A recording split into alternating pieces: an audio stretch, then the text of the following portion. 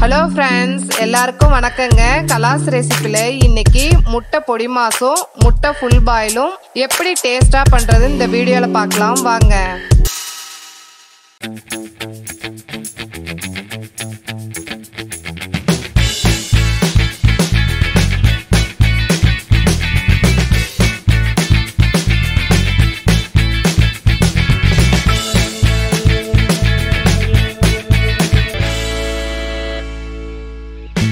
கடாயில் கொஞ்சம் எண்ணெயும் கடுகும் சேர்த்துக்கோங்க.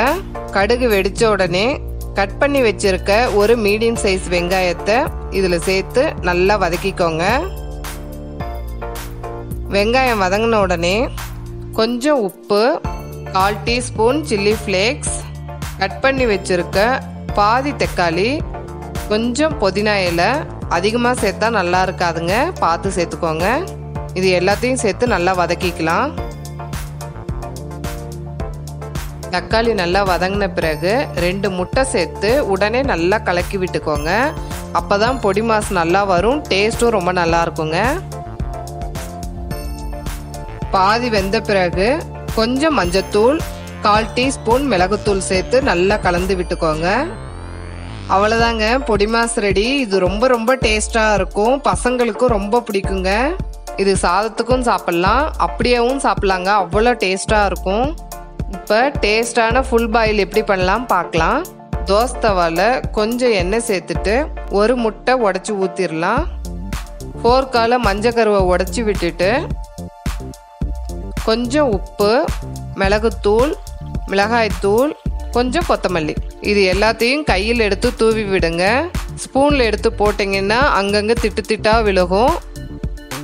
2 சைடும் வெந்த பிறகு எடுத்துடலாம். அவ்வளோதாங்க, ஃபுல் பாயில் ரெடி. இது ரொம்ப ரொம்ப டேஸ்டாக இருக்கும். இப்போ மிளகு பொடி மாஸ் எப்படி பண்ணுறதுன்னு பார்க்கலாம்.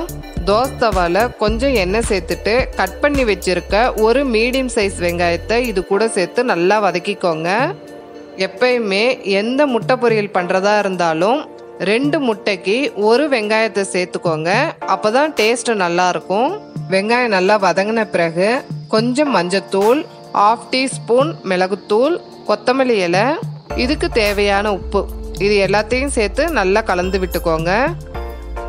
இது எல்லாத்தையும் நல்லா கலந்து விட்ட பிறகு உடச்சி வச்சிருக்க 2 முட்டையை இது கூட சேர்த்து உடனே ஃபோர்க்கால் நல்லா கலந்து விட்டுக்கோங்க. அப்போதாங்க பொடி மாஸ் மாதிரி வரும். இதை நல்லா ஃப்ரை பண்ணிட்டு எடுங்க. இது 2 நிமிஷமே ஆகும். அவ்வளோதாங்க, மிளகுத்தூள் பொடி மாஸ் ரெடி. இது சாதத்துக்கு ரொம்ப நல்லா இருக்குங்க. காய் எதுவும் இல்லைன்னா 5 நிமிஷத்தில் இந்த மாதிரி பொரியல் பண்ணிடலாம். அவ்வளோதாங்க, இதை நீங்கள் ட்ரை பண்ணி பார்த்துட்டு உங்களுடைய கமெண்ட்ஸை எனக்கு ஷேர் பண்ணுங்கள். இந்த வீடியோ உங்களுக்கு பிடிச்சிருந்ததுன்னா கலாஸ் ரெசிபிக்கு சப்ஸ்கிரைப் பண்ணுங்கள், பெல் ஐக்கானை கிளிக் பண்ண மறந்துடாதீங்க.